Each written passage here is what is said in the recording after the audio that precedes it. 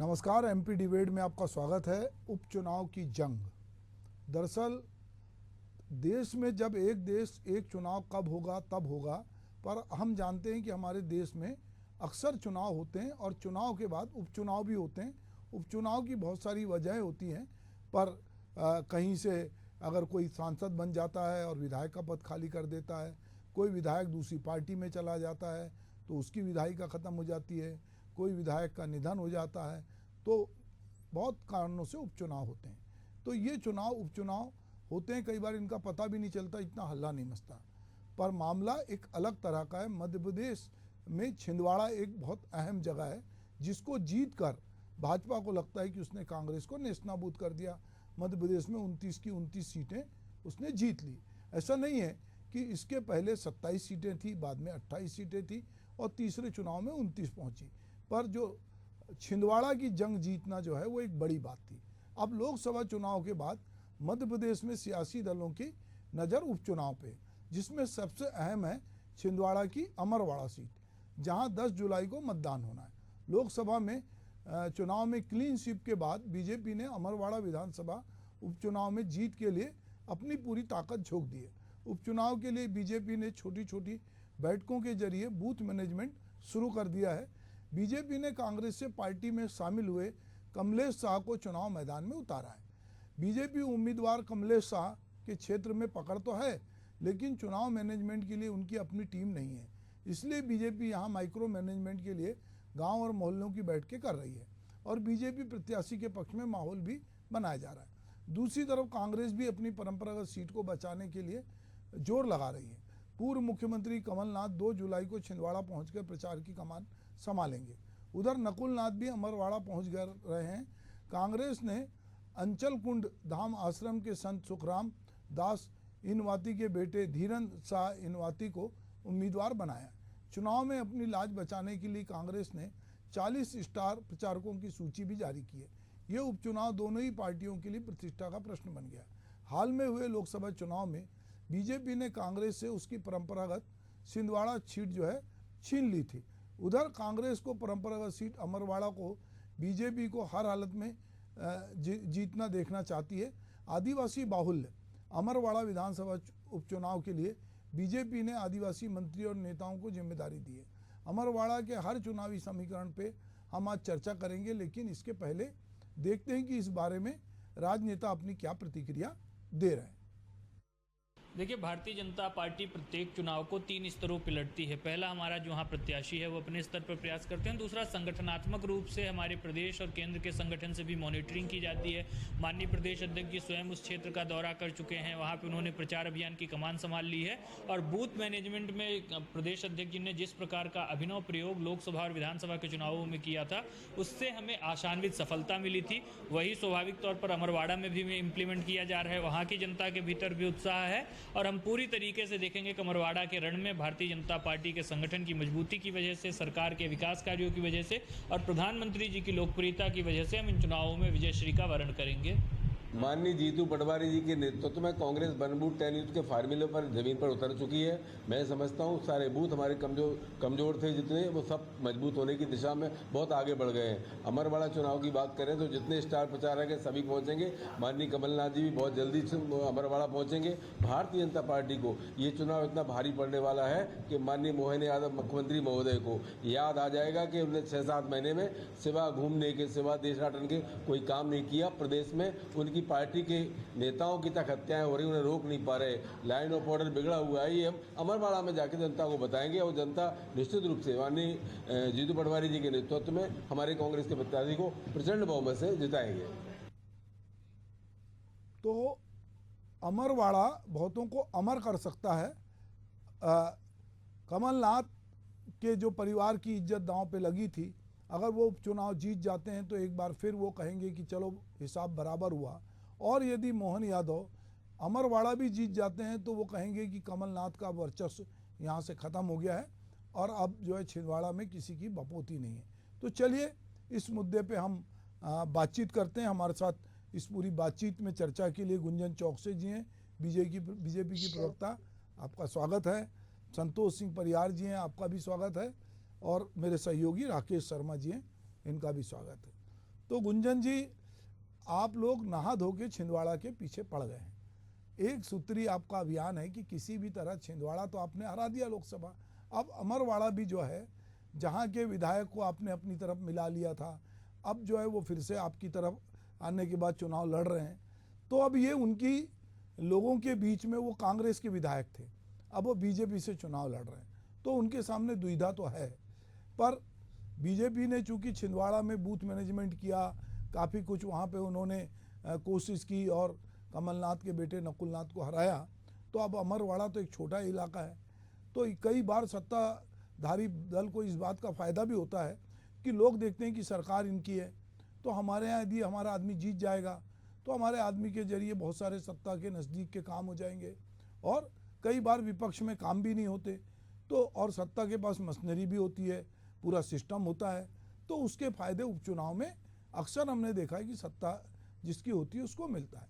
तो किस तरह की तैयारी और किस तरह से अमरवाड़ा में जो है एक बार अमर बेल बोने की तैयारी की जा रही है? देखिए सुभाष जी, जनता जनार्दन जो मध्य प्रदेश की है वो बहुत जागरूक है, समझदार है, और जनता जनार्दन जानती है कि मध्य प्रदेश की जनता के लिए अगर काम किसी ने किया है, विकास किसी ने किया है, तो वो भारतीय जनता पार्टी ने किया है। हर वर्ग के लिए विकास किया है, हर क्षेत्र के लिए विकास किया है, युवाओं का कल्याण किया है, गरीबों का कल्याण किया है, किसानों का कल्याण किया है, महिलाओं को सशक्त किया है। और ये जनता जनार्दन देख नहीं रही है, ये जनता जनार्दन महसूस कर रही है कि किसने विकास के लिए आगे की राह पकड़ी है और किसने सिर्फ और सिर्फ सत्ता, कुर्सी, लालच और राजनीति के लोभ में इस चुनाव को सिर्फ एक सत्ता के रूप में काम कर रही है। तो ये जनता ने फर्क देखा है और जनता उस फर्क के हिसाब से ही सामने आई है। उदाहरण के तौर पर देखिए, भारतीय जनता पार्टी ने जितने भी चुनाव, अगर हम विधानसभा चुनाव की बात कर लें, हम लोकसभा चुनाव की बात कर लें, अब हम इस उपचुनाव की बात कर लें, विकास की राह पकड़ी है, कार्यकर्ताओं पे फोकस है, जनता पर फोकस है।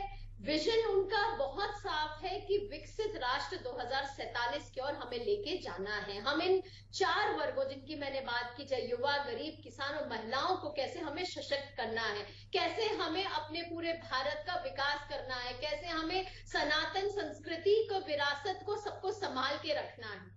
दूसरी ओर अगर आप कांग्रेस की बात करें तो कांग्रेस ने क्या बात की? कांग्रेस ने सिर्फ और सिर्फ परिवारवाद की बात की है। छिंदवाड़ा जिसे हम गढ़ कहते थे कांग्रेस का, इस गढ़ का घमंड, इस पार्टी का ये परिवारवाद को किसी ने तोड़ा है तो छिंदवाड़ा की जनता ने ही तोड़ा है सुभाष जी। जिस तरह आप देखें 40-45 वर्षों से एक कमलनाथ जी के परिवार के हाथ में वहां की सीट थी, कभी कमलनाथ जी, कभी उनकी पत्नी, कभी उनके बेटे, लेकिन क्या हुआ? क्या वहां विकास हुआ? क्या कांग्रेस के पास और कोई कार्यकर्ता नहीं थे उस क्षेत्र में प्रतिनिधि के तौर पर देने के लिए? ये जनता ने देखा है, समझा है और परखा है। जनता जानती है कि आज विभाजन की जो बात कर रहे हैं वो कांग्रेस है। कांग्रेस धर्मों के नाम पे विभाजन की बात करती है, तुष्टीकरण की राजनीति करती है, जाति के नाम पे विभाजन की बात करने लगते हैं, कभी रंगों के नाम पे विभाजन की बात करने लगते हैं। तो देखिए, जिसका विजन हमेशा से विभाजन का रहा हो, जनता उसे क्यों चुनकर लाएगी? जनता जनार्दन प्रतिनिधि तो देखती देखती, जनता जनार्दन विचारधारा देखती है, किस विचारधारा के साथ वो प्रतिनिधि खड़ा है। आज अगर हम उपचुनाव की बात करें तो प्रतिनिधि जो विचारधारा के साथ खड़ा है वो भारतीय जनता पार्टी की विचारधारा है। वो विचारधारा में विजन है विकास का। वो भारतीय जनता पार्टी जो इतिहास लेकर चल रही है विकास का। आप देखें, अगर मैं सिर्फ मध्य प्रदेश की बात करूं, अभी फिलहाल 2003 से लेकर अभी तक भारतीय जनता पार्टी ने मध्य प्रदेश का पूरा रूप प्रारूप बदल के दिया। 2003 से पहले का मध्य प्रदेश क्या कहलाता था सुभाष जी? आप और हम सब जानते हैं, एक बीमारू राज्य कहलाता था। लेकिन आज एक विकसित राष्ट्र अगर राज्य की श्रेणी में आता है, वो मध्य प्रदेश को किसने बनाया? वो भारतीय जनता पार्टी ने बनाया। जनता जनार्दन ने एक मौका दिया था कांग्रेस को। क्या किया कांग्रेस ने? 2018 में जो 15 महीने की सरकार थी उसने और मंठाडार करके छोड़ दिया, करप्शन का अड्डा बना के छोड़ दिया।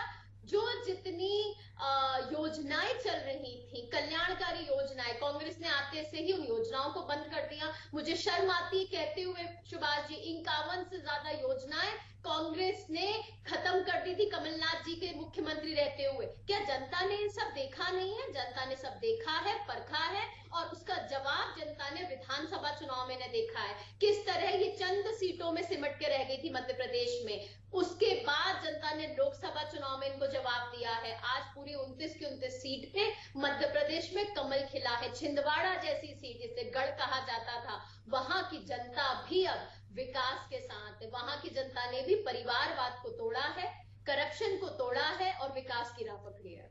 जी, ठीक कह रही हैं आप। अब चलिए संतोष सिंह जी परिहार से सुन लेते हैं कि किस तरह का विकास हुआ है मध्य प्रदेश में। बीमारू राज्य जो है उन्नत राज्य हुआ है। छिंदवाड़ा में कमलनाथ के गढ़ को भाजपा ने ध्वस्त कर दिया है। अमरवाड़ा में उसकी पूरी तैयारी है और अमरवाड़ा में आप भी पूरा जोर आजमाइश कर रहे हैं, तो किस तरह से बचेगा अमरवाड़ा?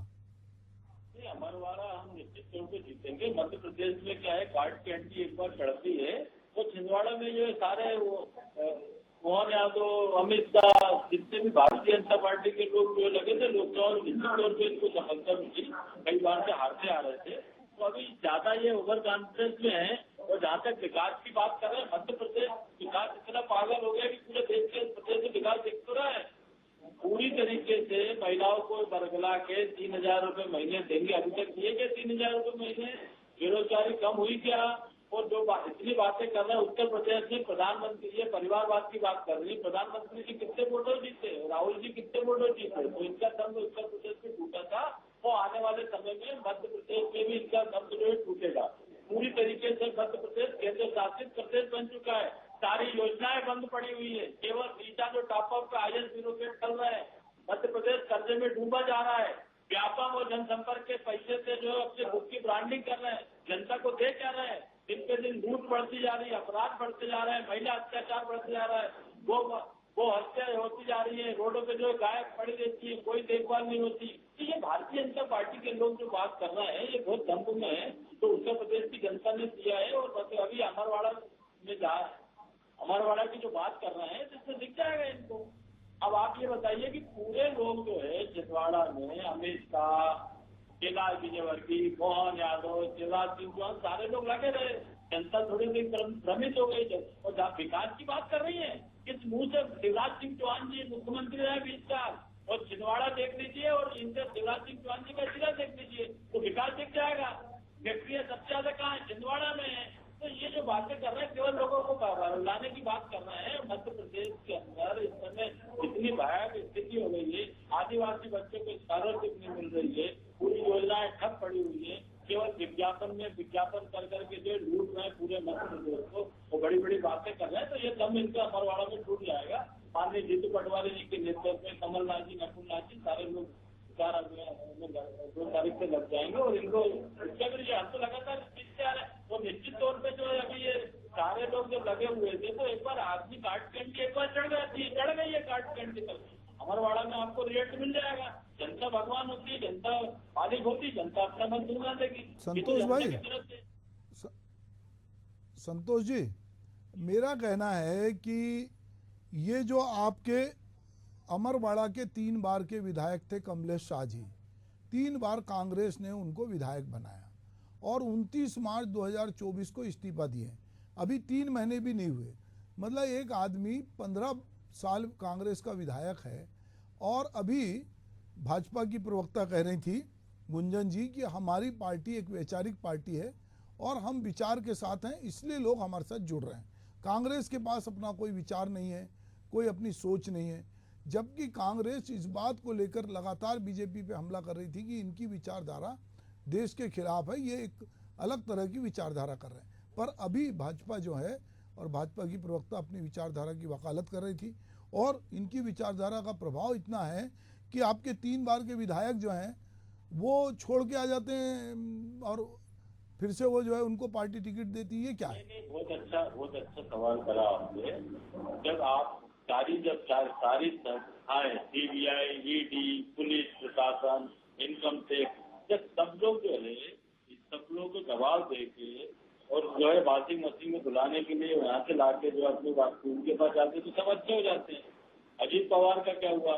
तो इनको क्या एक दम हो गया है मध्य प्रदेश के अंदर। और आप जो विचारधारा की बात कर रहे हैं, क्या हमारे देश की ये विचारधारा है कि प्रधानमंत्री ऐसी शक्ति से बोले कि जो मंगलसूत्र छीन देंगे, तुष्टीकरण की बातें करते हैं, लोगों को बताते हैं कि साहब औरंगजेब आएंगे सारी संपत्ति छीन लेंगे। तो ये देश बोलने के काम ये लोग करते हैं और हमेशा करते आ रहे हैं। और उत्तर प्रदेश की जागरूक जनता ने इनके जवाब दिया है। स्मृति ईरानी बड़ी बड़ी बातें कर रही थी, कितने वोटों से?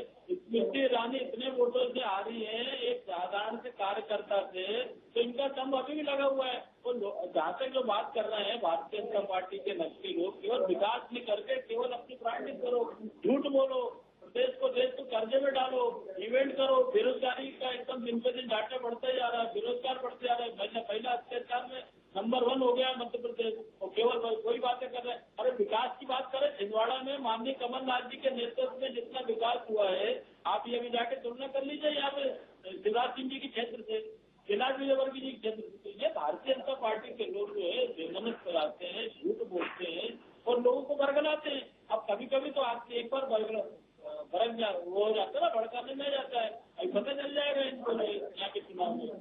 ये जो कोई बात नहीं, अभी कोई की चूंकि बरगलाना जो है 3 बार का विधायक यदि बरगलाहट में आ जाता है तो थोड़ी चिंता की बाड़ा हो। अब 3 बार की विधायकी का लाभ ले चुका जो आदमी, वो अगर झांसे में आ गया है तो चिंता की बात है। गुंजन जी। सुभाष जी, इनकी बातों पे मुझे हंसी ज्यादा आती है। कभी जब ये हारते हैं तो ये ईवीएम का नाम लेते रहते थे, रोते रहते थे। इनके नेता दिग्विजय सिंह जी ईवीएम को लेकर रोते रहते थे। अभी ईवीएम पे बात क्यों नहीं करते? उसके बाद जब इन्हें कुछ नहीं मिलता है तो ये सीबीआई जैसे संवैधानिक संस्थाओं को घेरे में ले लेते हैं। आप चुप रहिए संतोष जी, नकली लोग हैं, नकली बातें नहीं बोली हूँ, केवल आप हवा वाली बिल्कुल चुप बातें रहिए। करते हैं। और शांति से मुझे मेरी बारी में अपनी बात रखने दीजिए, क्योंकि जनता जनार्दन सच सुनना चाहती है। आपके जो असली चरित्र है आपकी पार्टी का, वो जनता के सामने आ गया है। आप यूपी की बात करते हैं, स्मृति ईरानी जी की बात करते हैं, नकुलनाथ जी की बात क्यों नहीं कर रहे हैं?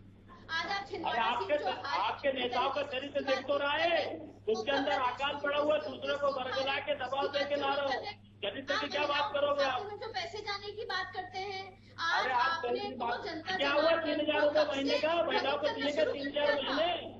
नीट की परीक्षा में क्या हुआ? केवल घोटाले बात करोगे। पूरे मध्य प्रदेश के अंदर लूट लिया। फॉर्चूनर से आए थे, साइकिल से आए थे, फॉर्चूनर पे बैठे हुए हैं पूरे। भ्रष्टाचार में डूबा हुआ पड़ रहा है। गीता के टॉपर पे चल रहा है, किलोमीटर 250 क्या बात करेंगे आप? देख तो रहे पूरी तरीके किसके नाम पे बोल रहे हैं। चलिए मैं आप दोनों को रोकूंगा। मेरे सहयोगी राकेश शर्मा से मैं चाहूंगा, राकेश किस तरह की अमरवाड़ा को लेके। चलिए मैं संतोष जी फिर आपके पास लौटता हूं, पर मैं चाहूंगा कि देखिए बारी बारी से बोलेंगे तो आवाज़ साफ आएगी। अगर एक साथ 2 लोग बोलेंगे तो मज़ा नहीं आएगा। तो मैं अभी गुंजन चौकसे जी बोल रही थी कुछ, जिसका आप जवाब देना चाहते थे, संक्षेप में दीजिए, फिर मैं गुंजन जी को मौका दूं। संस्कृति में है हमारी पार्टी के, लेकिन इनकी पार्टी के संस्कार और संस्कृति में सिर्फ और सिर्फ आरोप प्रत्यारोप लगाना और डेकोरम जैसी चीज तो इनको सिखाई नहीं गई है। की बात करते हैं, औरंगजेब की बात करते हैं, लूटते पूरे प्रदेश को, पूरे काम बंद पड़े हुए हैं। रिचार्ज और टॉपअप पे आइए तो ब्यूरोक्रेट चल रहे हैं। और मध्य प्रदेश के जितना भ्रष्टाचार है, भ्रष्टतम प्रदेश है, केंद्र शासित प्रदेश हो गया। कोई काम हो रहा है क्या? सारी विकास योजना बंद पड़ी हुई है, बातें कर रहे हैं। इनकी क्या तुलना है बताइए? छिंदवाड़ा में और शिवराज सिंह चौहान जी के जिले की तुलना बता दीजिए कि वहाँ कितना विकास है या कितना विकास हुआ। ये केवल नकली लोग हैं, केवल नकली बातें करते हैं और झूठ करके ऊपर गंडे करते हैं कि झूठ फैलाओ पूरे देश के अंदर। अच्छा ये बताओ यार संतोष जी मेरे को ये बताओ कि अभी जिनको आपने टिकट दिया है और वो जीत गए मान लो, अब ये 3 बार के विधायक खूंटा छोड़ के भाग गए, आप उनको दूसरे आदमी को कैसे बचाओगे? देखिए लोकतंत्र के अंदर सबसे बड़ी बात है, जनता मालिक होती, जनता भगवान होती। जनता को मालूम है जनता को धोखा देके चले गए कांग्रेस पार्टी जीत के। भारतीय जनता पार्टी के पास तो आकाश है। भारतीय जनता पार्टी तो यही कर रही है कि सब जगह इधर खरीद लो, इधर खरीद लो। और जो है तो ये दिख जाएगा ना, जनता बता देगी इनको। कैलाश जिस समय प्रहलाद पटेल जी कमलनाथ जी के खिलाफ लड़े थे तो पूरे प्रदेश के, पूरे देश के गुंडे इकट्ठे हो गए थे और पूरी तरीके से जो है क्या स्थिति हुई थी। उसके बाद भी कमलनाथ जी चुनाव जीते थे। अब इस बार पूरे शासकीय जिंदगी का उपयोग करके एक बार काट की अंडी चढ़ गई तो इतनी बातें कर रहे भारतीय जनता पार्टी के नकली लोग, वो तो दिख जाएगा ना, जनता तय कर लेगी। कमलनाथ जी ने जो विकास करा है, गढ़ ऐसे थोड़ी बन जाता है। या तो पूरे व्यापारी पलायन कर रहे हैं, व्यापारी छोड़ के जा रहे हैं, देश छोड़ के जा रहे हैं, पूरे प्रदेश छोड़ के जा रहे हैं, या फिर पूरे व्यापारियों का विश्वास नहीं है, क्योंकि क्या सबको पैसा चाहिए, हफ्ता वसूली चाहिए। तो व्यापारियों का जो बड़े बड़े उद्योगपति क्यों नहीं आ रहे मध्य प्रदेश में, क्यों नहीं उद्योग हो रहा है, क्यों हमारे यहाँ के उद्योगपति बाहर जाके उद्योग धंधे कर रहे हैं? क्योंकि यहाँ काम नहीं हो रहा है, केवल भ्रष्टाचार में डूबा हुआ है। केवल बात करेंगे लूट लो, केवल एक बच्चे पैदा हो रहा है, 50,000 में खर्च हो जाता है उसपे, तो कर्ज में डुबा रहे हैं और केवल बातें वही करेंगे। अरे इनसे पूछे कि इनके विधायक जो है ये मोहन यादव का चेहरा दिखाया था क्या? किसी को भी बना दो और वो दिल्ली से पर्ची चलेगी, वहां से काम होगा, हो क्या रहा प्रदेश में? बन तो बड़े सारे काम। चलिए संतोष जी, मेरा कहना है कि वो उनकी पार्टी है, उनका नेतृत्व है, वो किसको बनाएगा वो उनकी पार्टी तय करेगी। आप तो अमरवाड़ा पे बताइए मेरे को, गुंजन जी। अमरवाड़ा हम चुनाव जीत रहे हैं, वो भारतीय जनता पार्टी की समझ में आ जाएगी, क्योंकि इनने कोई काम करा नहीं है, केवल छलावा करा है प्रदेश की जनता के साथ और वहाँ की जनता के साथ। तो इसका रिजल्ट मिल जाएगा इनको। ये कुछ ज्यादा थोड़े उसी समय में चुनाव है ना, 10 तारीख को वोटिंग जाएगी। ये भारतीय जनता पार्टी जो है केवल प्रोपोगंडा फैलाने वाली पार्टी है, झूठ करे फैलाने वाली पार्टी है, केवल हवा में बात करने वाली पार्टी है। इनको बात करो कहीं की तो कहीं की बात करेंगे। अरे भैया टाइम कम है, आप बताइए अमरवाड़ा को लेकर और बाकी चीजों को लेकर। संतोष जी को जितना बोलना था उन्होंने बता दिया जी। देखिए सुभाष जी, पहली बात तो ये संतोष जी मेरे बीच में बोल बोल के बार बार अपना वही चरितार्थ करते आ रहे हैं कि इन्हें डेकोरम जैसी चीज सिखाई नहीं गई। अभी मेरे बीच में ना बोले तो इनकी बेहतरी के लिए होगा। दूसरी चीज सुभाष जी, ये बार बार जनता जनार्दन का जिक्र करते आ रहे हैं। मुझे एक ही शब्द कहना है, विधानसभा चुनाव में जनता ने किसको जिताया मध्य प्रदेश में? ये जवाब देते। लोकसभा चुनाव में मध्य प्रदेश में जनता ने किसको जिताया? ये जवाब देते। कांग्रेस का अस्तित्व खत्म हो गया है, कांग्रेस का वजूद खत्म हो गया है। जीतू पटवारी जी की अध्यक्षता में कांग्रेस पूर्ण रूप से बिखर कर विफल पार्टी साबित हुई है, और ये जनता जनार्दन ने ही किया है। ये बार बार जनता जनार्दन की बात करते हैं तो जनता ने इन्हें जवाब दे दिया है, क्योंकि इनका फर्क बता रहे हैं। इन्होंने कमलनाथ जी, इन्होंने पूरे टाइम जब छिंदवाड़ा की बात होती है ये एक ही नाम का जिक्र करते हैं। ये व्यक्ति विशेष में यकीन रखने वाली पार्टी है। ये इनके अपने अध्यक्ष का बयान आता है पार्टी गई तेल लेने। जो कमलनाथ जी ये नहीं तय कर पा रहे थे कि उन्हें भारतीय जनता पार्टी में जाना है या कांग्रेस में रहना है, क्या जनता जनार्दन पे विश्वास करेगी? ये जनता जानती है, और विकास को करना चाहता है। जिस तरह विधानसभा में जीते हैं, हम लोकसभा में जीते हैं, चुनाव में भी आप देखिएगा चलिए संतोष जी और गुंजन जी, मैं चाहूंगा कि अब चूंकि ये डिबेट का समय भी खत्म हो रहा है और हम 10 तारीख को देखेंगे कि जनता जनार्दन जो है वो क्या फैसला देती है अमरवाड़ा की, और एक बार क्या कमलनाथ जो है अपनी प्रतिष्ठा को फिर बचाते हैं या फिर भाजपा जो है अपना बूथ मैनेजमेंट और अपने कार्यकर्ताओं के बूते पे अपनी जीत हासिल करती है। आप दोनों मेरे साथ शामिल हुए, आपका बहुत बहुत धन्यवाद। नमस्कार।